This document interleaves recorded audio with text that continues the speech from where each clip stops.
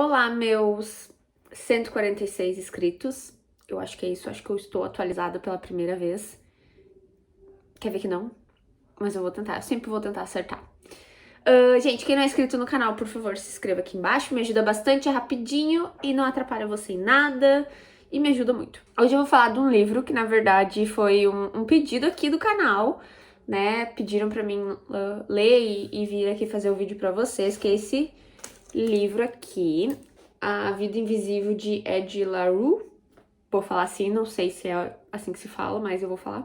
Esse livro aqui, no fim, eu acabei comprando físico, então olha só, vocês pedem, eu faço. Não vou conseguir fazer sempre, porque eu não sou rica pra comprar vários livros, mas esse aqui eu comprei porque era um que eu já queria também ler faz tempo, tava na minha lista.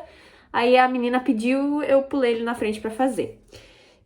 Então eu vou falar um pouquinho do que eu achei do livro e vou resumir um pouquinho a história pra vocês, como vocês já sabem que eu faço. E eu preciso dizer que eu acho que eu não fui muito justa na leitura desse livro. Por quê? Eu estava lendo ele e ao mesmo tempo eu estava lendo o meu livro favorito de toda a vida, que é O Corte de Névoa e Fúria, da saga Kotar, que é o segundo livro da saga. E eu tava lendo ele pela segunda vez, né, relendo. Então, eu tava lendo dois livros ao mesmo tempo. E esse aqui acabou ficando em desvantagem, porque várias vezes eu queria continuar lendo Corte de Neve e Fúria. Eu tava fazendo assim, tipo, ler 50 páginas de cada um.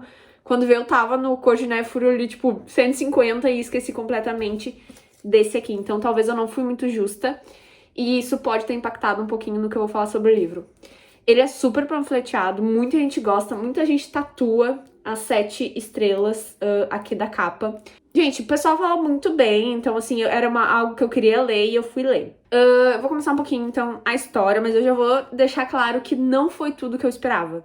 Eu esperava muito mais do livro, por tudo que falam, e eu não achei tudo isso. Eu achei a personagem principal, que é a Ed, com uma alma muito Anne de Green Gables, né, ali do seriado da Netflix, Anne with the E, basicamente, porque ela tem uma alma muito aventureira, ela mora, né, o livro se passa no passado e no presente, vamos dizer assim, e é um passado, tipo, 1700 e alguma coisa, não tinha quase nada naquela época, e ela mora num vilarejo, ela e o pai dela e a mãe dela, e tem uma frase que ela diz muito no livro que eu acho muito forte, que é: todo mundo que nasce ali, nasce, vive e morre naquele mesmo lugar. E ela não quer isso pra vida dela. Então, assim, ela é uma criança que ela já fica pensando tudo que ela pode conhecer, que ela quer conhecer Paris, quer conhecer outros lugares. E o máximo que ela vai de longe do vilarejo dela é quando o pai dela vai vender umas esculturas, assim, tipo, numa feira na cidade grande. Esse é o máximo, assim, de contato que ela tem fora do vilarejo dela. Então, a gente tem uma Ed no início super sonhadora, criança ainda, falando tudo que ela quer fazer e que ela quer conhecer. Mas a realidade é outra. Já, assim, nos próximos capítulos do livro, a gente já vê uma Ed que, se eu não me engano, ela já tá com 23 anos, ela ainda não casou. E a família dela quer que ela se case com um vizinho, que já tem 4 filhos, ou 3, alguma coisa assim. Esse vizinho, a esposa dele morreu. Então, eles querem que, basicamente, no primeiro casamento dela, ela já assuma uma família com 4 filhos, com um cara mais velho. Então, assim, um horror, né? E, obviamente, ela tá desesperada, ela não quer que isso aconteça, então... Gente, ninguém em sã consciência vai gostar de uma situação dessa, de sair assumindo aí 4 crianças que nem são sua, com um cara mais velho que não tem sentimento nenhum. Então, assim, a gente super entende ela dela tá desesperada. E ela já não é mais tão novinha, então tem toda uma pressão ali em cima dela. E ela só pensando: meu Deus, eu não conheci nada ainda do mundo, eu não saí desse vilarejo e já querem me casar. E aí ela tem uma senhorinha que ela conhece, assim, no vilarejo. Naquela época eles ainda estavam, né, vendo essas questões de deuses, pra quem que a gente rezava. Então tinha Deus, né, que a gente conhece hoje, vamos dizer assim, a igreja tinha, mas também tinha alguns outros deuses que eles falavam na época. E essa senhorinha, que ela chama de anciã, que é uma senhora bem velha, ela fala mais desses outros deuses. Tem deuses do dia, deuses da noite. E essa senhorinha tá sempre explicando algumas coisas pra ela, é tipo como se fosse uma amiga da Ed. A Ed pequenininha e a senhora é uma amiga super velha. E tem uma frase que essa senhora diz que é muito importante no livro, que é a frase assim, eu vou até lê-la pra vocês. Nunca faça preces aos deuses que atendem depois do anoitecer. Então essa frase é super importante. A Ed, infelizmente, é forçada a ter esse casamento. E no dia do casamento dela, ela entra em surto e ela quer fugir. E o casamento dela vai acontecer no fim da tarde. E ela enlouqueceu, pulou a janela e saiu correndo, foi pro mato e começou a orar pra todos os deuses escutarem ela, pra ela pedir alguma coisa, né? Pelo amor de Deus, não me obriguem a casar, eu faço qualquer coisa. E um deus responde ela. Ela não se ligou que já estava muito noite. E o deus que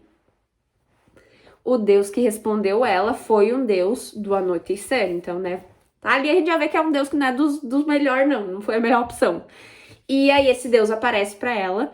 E é engraçado porque esse deus, ele aparece pra ela Ela tinha interesse em alguns homens do vilarejo, mas ela dizia que nenhum era perfeito. Então, assim, ela começou a desenhar num papel onde os olhos era de um cara, o nariz era de outro, a boca de outro. Ela montou o cara perfeito. O cara perfeito tinha olhos verdes, o cabelo meio castanho. Então, assim, ela montou um Frankenstein na cabeça dela e ela desenhou isso em alguns papéis. E esse deus que atende o pedido dela ali na hora do casamento, ele aparece no formato desse cara perfeito que ela imaginou. Só aí eu disse, tá, já tô shippando a guria ali com um demônio, né? Porque se é o cara mais bonito que ela desenhou, tá aparecendo na frente dela pra atender o desejo dela, eu disse, gostei. A gente gosta dessas coisas meio estranhas. E aí esse cara aparece pra ela, né? Esse deus do anoitecer, pergunta pra ela o que tá acontecendo, ela diz que ela quer liberdade, que ela não quer casar, que ela quer conhecer o mundo. E ele diz, não, eu faço isso, mas o meu preço é a sua alma. Básico de qualquer demônio, né, gente? Então, ela, né, meio que aceita. Basicamente, ela pede liberdade. Só que ele é um deus, né, da noite. Então, assim, ele tem a interpretação dele. Ele faz o que ele quiser. E aí, ele deu liberdade pra ela ficou chorando ali no mato. Ele selou o pacto com um beijo, só que ele queria saber quando que ela ia dar a alma pra ele. E aí ela falou, eu te dou minha alma quando eu cansar dela. Então, assim, não é, daqui 10 anos você vai vir buscar minha alma. Não, é quando eu cansar dela. Então, ali lendo, eu disse, ela fez algo bom, né? Quando ela cansar, ela vai dar a alma dela. Mas, né, ele é um deus da escuridão. Então, o que ele fez? Naquele momento após o beijo, ele fez com que a Eddie tivesse com a maior liberdade do mundo. Que basicamente ninguém vai lembrar dela no mundo todo. Quando ela saiu daquele mato, ela voltou pra casa dela achando que ela ia enfrentar o pai dela e a mãe dela, né, putos da vida porque ela fugiu e não fez o casamento. Quando ela chegou próximo deles, eles nem lembravam dela. Eles não sabem quem é ela. Então, assim, ela chegou na vilarejo, ninguém conhece ela. E ali ela já começou a entrar em desespero, né, porque daí ela não tinha onde morar, porque daí expulsaram ela ali da casa, tipo, uma estranha entrando dentro da casa. E ela dizia, não, eu sou filha de você, sou filha de você. Não, você é uma estranha, some daqui. Na cabeça deles, eles não têm filhos, porque o Deus ali realmente erradicou ela da terra e da vida dos outros. E no decorrer do livro, a gente vai entendendo que ele realmente fez com que ela tivesse total liberdade. A liberdade de não existir, mas existir. E aí as pessoas conhecem ela, enxergam ela, né? Ela existe. Só que, exemplo, tu tá ali conversando com ela tá se apresentando, se tu sai por uma porta, tu volta, a pessoa já não lembrava dela. Então, assim, coisa de 5 minutos já não lembra dela. Então, oi, tudo bom? Eu sou a Ed, né? Eu vim aqui, sei lá, pegar um livro. A pessoa, não, beleza, vou no banheiro. Quando a pessoa volta, ué, quem é você? Ela tem que explicar de novo, oi, sou a Ed, vim aqui pegar um livro. Então, assim, um inferno. O cara fez, assim, um inferno da vida dela. Aí a gente tem uma Ed, né, lá em 1700 e alguma coisa, sem ter onde morar, sem ter o que comer, sem ter roupa, porque ela realmente não pode entrar na casa de ninguém, porque ninguém conhece ela. E aí ela começa a tomar algumas decisões, ela começa a ir para outros países, ela sai do vilarejo dela, ela vai para Paris, ela tem que roubar para se alimentar, ela tem que roubar para várias coisas. Gente, eu tô um pouquinho rouca, eu fui no karaokê ontem, e por mais que eu não tenha cantado, eu me exaltei, então assim, tá ruim minha voz. Então ela tem que tomar algumas decisões, né, porque daí ela tá passando necessidade mesmo, é um morador de rua que ninguém dá nada. E, gente, quando ela chega em Paris, assim, ela tem umas situações bem ruins, que ela tá com muita fome, e ela chega a se prostituir. Ela perde a virgindade por dinheiro, porque ela realmente precisa de dinheiro pra tentar dormir em algum lugar. E acho que é uma das partes mais tristes do livro, que ela faz isso, ela consegue o dinheiro, ela aluga uma pousadinha ali, ela paga a dona da pousada. Não dá 10 minutos, a dona da pousada entra no quarto e manda ela sair, porque a mulher já não lembra mais dela, tá achando que ela tá invadindo. Então, assim, ela pagou certinho, ela tentou pedir um recibo, porque ela sabia que a mulher ia esquecer. E ela não podia perder aquele dinheiro, e mesmo assim a mulher não deu o recibo, e a mulher botou ela pra fora de novo. Então, assim, eu passei o livro todo me preocupando, gente, porque depois o livro, ele vai do passado pro futuro. E aí a gente tá, tipo, de 1700 e pouco pra 2013. E aí, quando tá em 2013, eu fico pensando, gente, como essa mulher passou tantos anos, é quase 300 anos, como é que ela passou 300 anos sem conseguir alugar uma casa? Essa era a minha preocupação. Gente, como é que essa mulher alugou casa? Porque ela precisa, né? Ela precisa dormir em algum lugar. Então, assim, essa era a minha maior preocupação durante o livro. Eu acho que uma coisa, então, essa, né, passado e futuro também fez com que eu não gostasse do livro. Por quê? Eu odeio que as autoras façam isso. Quando o livro tá bom ali no futuro, ai, vamos pro passado. Eu sei que elas fazem isso na esperança da gente ficar excitada, querendo ler mais, mas faz com que eu leia o próximo capítulo com raiva. Várias vezes eu queria pegar o livro e tocar na parede, porque fazia isso, tava bom, vamos passado. Tá no passado, bom, vai pro futuro. Elas fazem isso como um joguinho tentando ser legal, mas eu odeio. Então, assim, é uma coisa que eu não gosto e fez com que eu não gostasse no livro. Aí lá em 1700 e pouco, ela tá tentando viver uma vida onde as opções dela são roubar, dormir na rua, se esconder embaixo das coisas. Aí ela percebe que esse Deus enganou ela. Ele deu liberdade pra ela, mas tirou todo o resto dela. Então, assim, isso é liberdade? Né? Ela teve que se prostituir pra ter comida e coisa. Então, assim, tu fica com pena dela, assim, uma situação horrível. Esse Deus foi muito filha da puta, até então ele não aparece mais pra ela. Ela fica chorando, pedindo pra ele voltar, pra ele desfazer o acordo, qualquer coisa. E, gente, ela não pode se matar, vamos dizer assim. Ela não, se ela ficar sem comer semanas, ela não morre. Ele meio que faz assim, não, agora você vai aguentar, você é invisível, né? Tem uma hora que ela é esfaqueada e mesmo assim ela não morre. Ela passa por muita coisa. E aí a gente vê o passado dela é todo assim, sabe? Ela basicamente virando uma trambiqueira. Obviamente, com o tempo ela vai ficando melhor em algumas coisas, em como enganar as pessoas pra conseguir alguma coisa. Ela vive de roubar, ela não consegue manter um emprego, ela não consegue fazer nada. Então, assim, é bem difícil, sabe? Uma coisa que é legal no livro é que essas estrelas aqui são as sardas que ela tem no nariz. Então, isso que a galera tá tatuando aí é as sarnas da Ed no rosto. Parece uma constelação, eu acho. E não é só as pessoas esquecerem dela, né, como pessoa. Ela não pode escrever. Se ela escreve algo, não dá 2 segundos, aquilo some. Ela não pode derramar uma taça de vinho no sofá, que a mancha vai sumir.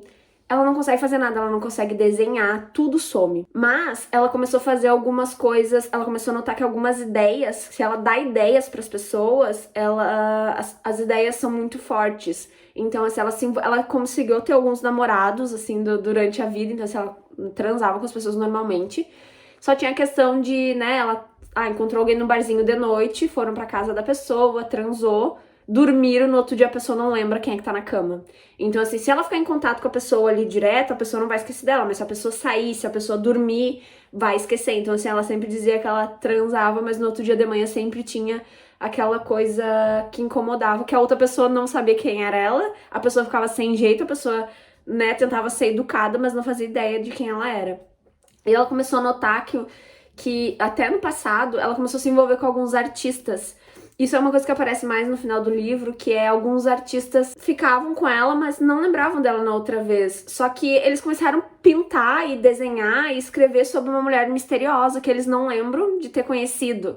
E aí no futuro a gente entende que, tipo, ela fazia essas coisas pra encontrar esses artistas, porque essa era a forma dela deixar algum tipo de marca no mundo. Tipo, se tirar uma foto dela, não vai aparecer o rosto dela, vai aparecer só uma silhueta. Então teve alguns artistas que pintaram uma mulher misteriosa e a gente descobre que essa mulher misteriosa é ela. Teve um ali que ela gostou bastante, que ele fez uma música. Na verdade, foi ela que fez a letra da música. Ela deu a ideia pra ele e a ideia ele conseguiu manter e fazer. Então aquela música ali também foi uma música que ela fez. Foi a única forma dela deixar alguma marca do mundo, isso ela chora muito. Ninguém consegue dizer o nome dela verdadeiro, nem ela. Então toda hora ela tem que inventar um nome novo. Então a existência dela é muito ruim, ao meu ver. E aí a gente pensa, né, por que ela não se mata? Porque ela quase não pode. Ela não pode se matar e ela também não quer dar o braço a torcer pra aquele demônio. Porque ela tá puta com ele. Ela não quer chamar ele e dizer, agora eu entrego a minha vida, a minha alma. Não. Ela tá vivendo 300 anos brigando com ele, ele vem toda hora. Isso é uma parte muito importante do livro, gente. O Luke vem assim, uma vez no ano, ele vem pra tentar levar a alma dela. E ele é lindo. Por isso que eu shippo ele e ela, porque assim, ele é bonito. Mas ele é um demônio, tipo, do nada ele vira uma sombra preta, assim. E toda vez ele quer tentar levar a alma dela e ela diz, não tô bem. E é uma coisa muito importante do livro, é uma frase que ele diz lá no fim, que é: eu te disse que ia te dar liberdade, mas eu não te disse que eu ia te dar uma vida boa, uma vida fácil. Então, daí ele fala, por que que eu ia te dar uma vida boa, uma vida legal, se o meu objetivo é levar tua alma? Eu tenho que te dar uma vida desgraçada pra tu entregar tua alma o mais rápido possível. Então eles acabam criando uma competição, ela não quer entregar a alma dela, mesmo ela passando por tudo isso, ela não quer entregar a alma dela, e ele vem todo ano tentar levar a alma dela. E aí eles se bicam tanto, os dois, brigando, que ele diz que ela é muito teimosa, que tudo podia acabar se ela entregasse a alma dela de uma vez. E aí ela começa a dizer pra ele, não, você é tão solitário quanto eu estou no mundo hoje. Tipo, ela começa a tocar na cara dele que, tipo, você pode estar fazendo essas coisas comigo, mas tu tem uma vida tão miserável quanto a minha. E eu fico pensando de, ai, meu Deus, eu tô chipando os dois, não tem o que fazer. Eu tô chipando a guria com um demônio, mas ele vem só de vez em quando. E eles têm um relacionamento, assim, bem doido. Ela tá em Nova York, se eu não me engano, e ela gosta muito de ler livros. Ela diz que é uma forma de viver várias vidas, ela lendo livro. Então ela gosta muito de ler livro. E ela inventa de entrar numa livraria e roubar um livro. E ela vê que tem um rapaz lá no caixa. E aí ela rouba o livro. Só que esse rapaz viu que ela roubou o livro. E esse rapaz vai atrás dela na rua. E ele começa a gritar pra ela, ei, você roubou, não sei o quê. E ela pensando, ai meu Deus, ele já vai esquecer de mim de alguns minutos, é só continuar andando que ele não vai lembrar o que aconteceu. Só que ele continua correndo atrás dela. E ela não tá entendendo. Até que ele vira, puxa ela e diz, ei, você roubou esse livro. E aí ela diz, não, eu não roubei, o que você tá falando? E ele, não, você roubou sim, eu vi. Daí ele pega o livro da mão dela e vê, por que você tá roubando um livro na língua greca e um livro ruim ainda? E ela, não sei o que você tá falando, se fazendo salame. E ele, não, quer saber? Leva esse livro aí que é um livro ruim, vai estar me fazendo até um favor. Tá, e ela vai embora, sem meio que entender, né? Gente, no outro dia ela volta na livraria e tenta trocar o livro roubado por outro. Por quê? Ninguém lembra dela, então faz todo sentido ela ficar fazendo essas trocas loucas na livraria.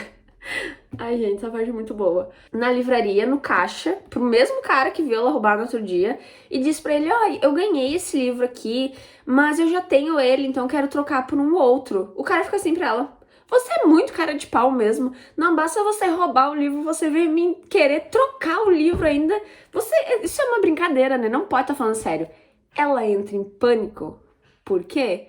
O cara lembrou dela. E essa cena é muito maravilhosa. Acho que, pra mim, a melhor cena do livro é essa. É quando a gente descobre que o nome dele é Harry, que o Harry lembrou dela. E ela fica, você lembra de mim? E ele, claro que eu lembro, você veio roubar aqui ontem, você tava de calça não sei que cor e não sei o que. Ela fica em choque, ela não consegue... E a gente também, porque é uma parte muito boa do livro. Então, aí ela, não, deve ser algum engano, não sei o que. E aí ela meio que devolve o livro e sai correndo. E aí o Harry sai atrás dela ali, os dois começam meio que conversar. E aí ela fala que ele é bonito, porque ele é bonitinho. E ele também fala alguma coisa sobre... Sei que eles marcam, assim, meio que um date, né? Meio que de se encontrar, mas ela tá, assim, eufórica. Ela não acredita no que tá acontecendo. Em 300 anos, uma pessoa lembrou dela. Um momento extremamente embaraçoso, né? Ela tá roubando e tentou devolver e ainda trocar o livro. Então, assim, os dois ali meio que... O Harry também acha meio estranho tudo. E eles meio que surge um interesse ali. Só que, gente, como eu falei, o Luke, ele tá aparecendo todo ano ali pra tentar levar a alma dela, os dois ficam brigando. Só que acaba tendo uma tensão, assim, meio que sexual entre eles já, porque ele quer levar ela e a gente começa a ver que ele não quer só levar a alma dela, assim, ele parece gostar da companhia dela. E isso se desenvolve bem no livro. Tanto que mais pra frente, que na verdade é bem mais no passado, né? Ela viveu 300 anos. Então, tem uma hora que eles chegam até a transar. Eles, né, acabam... Ela só tem ele. Ela não tem ninguém. Ninguém no mundo lembra dela, a não ser aquele deus, demônio. Só ele lembra dela. Então, assim, é meio que impossível tu não acabar tendo uma síndrome de Estocolmo ali com aquele cara. Tanto que eles acabam se envolvendo. Ele tá naquele corpo bonito que ela imaginou na vida dela, né, quando ela era criança. Então, super apoio. Quando o Harry entra na jogada, a gente começa a ter no livro a visão dele. E aí a gente começa a entender a história do Harry. O Harry, ele tá bem depressivo, porque ele tinha uma namorada que ele pediu ela em casamento e ela disse não. E aí o Harry, né, teve um momento muito ruim na vida dele, ficou bem depressivo e ele tentou se matar quase. Então, assim, ele tava na pior. E a gente descobre que o Harry fez um pacto também. Então, a Ed, ela passa tentando entender por que só o Harry no mundo lembra dela. Tem alguma coisa errada com ele. E a gente começa a entender no livro que tem alguma coisa errada com ele. Eu já comecei a entender, isso pra mim também é uma coisa, um ponto negativo do livro. Eu achei várias coisas extremamente previsíveis. Eu já na cara entendi que o Harry talvez já teria um pacto também com esse deus ou com outro, por isso que ele lembrava dela. Então, várias coisas no livro eu achei bem previsíveis e isso me incomodou bastante. Então, o Harry também já fez, antes dele se matar, né, ele pediu pra ser amado. Ele encontrou, esse Deus encontrou ele e ele disse que ele só queria ser amado, ele tava muito mal. E esse Deus deu pra ele, né, falou pra ele, tá, você vai ter que me dar sua alma. Gente, é o mesmo demônio, é o Luke, o mesmo demônio que a Ed tá lidando. E o Harry pediu então pra ser amado e esse demônio pediu, eu quero a tua alma. Só que o Harry disse que ele entregaria a alma dele em 1 ano. Então, assim, em 300 anos a Ed encontra alguém e esse alguém não vai durar menos de 1 ano, porque, né, ela não conheceu o Harry no início do pacto, ela conheceu ele já quase na metade pro fim. Então, isso é um ponto muito importante do livro. E o Harry, né, o ser amado dele, gente, todo mundo que olha pro Harry quer transar com o Harry, quer amar o Harry, quer abraçar o Harry. Então, assim, se uma senhorinha vê ele na rua, a senhorinha começa a olhar pra ele assim, você parece meu neto, tão lindo, tão maravilhoso. Nem tudo, nem sempre é sexual, então, o amor que as pessoas sentem por ele. Tipo, ele tinha problemas com a família dele. Depois do pacto, a família dele passou toda a amar ele. As meninas na rua vê ele e quase tira a roupa, querendo transar com ele. Então, assim, ele vê nos olhos das pessoas, tipo, uma nuvem branca acontecendo, que nem ele diz, tá me olhando, é uma nuvem branca, por isso que me ama. A ex dele tentou voltar com ele depois, então assim, ele conseguiu. O pacto dele não teve nenhuma pegadinha, realmente as pessoas amam ele, não achei nada muito fora da curva, até seria legal. Mas a questão foi que ele foi boca aberta dizer que ele entregaria a vida dele em 1 ano. A Ed acaba falando pro Harry, né, que ela fez um pacto, que as pessoas esquecem dela, tanto que quando o Harry vai sair com os amigos dele, a cada 5 minutos ela tem que estar se apresentando de novo pros amigos dele, que ficam esquecendo ela. Cada vez que um vai no banheiro, esquece dela. E aí todo mundo fica meio constrangido, então é uns negócios bem... Vamos ler o livro que vocês vão entender. E aí o Harry conta pra ela também que ele também teve um pacto. E os dois começam a achar que é por isso que ele lembra dela, por isso que ela não ficou apaixonada por ele que nem as outras pessoas. Eles acham que por os dois ter feito um pacto, um anula o pacto do outro. E na verdade a gente descobre que lá na frente meio que o Luke fez os dois se encontrarem. Meio que foi tudo agido assim. Pra Ed perceber que a única pessoa que lembra dela no mundo vai morrer em menos de 1 ano. Então, não deixa de ser uma forma do Luke fazer com que a Ed fique muito triste e entregue a vida dela, porque ela vai ver o Harry morrer, o Luke vai vir pegar a alma do Harry. Então, essa foi uma tramóia, assim, daquele deus, que ele não quer mais nem pegar a alma ele não quer nem mais pegar a alma da Ed. Ele quer que a Ed fique com ele, ao lado dele, ele tá apaixonado por ela, ele se declara pra ela. E ela não acredita muito, ela gosta dele também, mas ainda ela é muito triste por tudo que ele fez com ela. Quando a gente tem a Ed, então, descobrindo que o Luke tem menos de 1 ano de vida, ela fica puta, né, querendo saber por que ele fez isso, só 1 ano. E, né, é lógico, né, por que ele faz uma besteira dessa. E aí a Ed, como ela tem esse relacionamento próximo com o Luke, ela diz que vai tentar convencer o Luke a cancelar o pacto do Harry.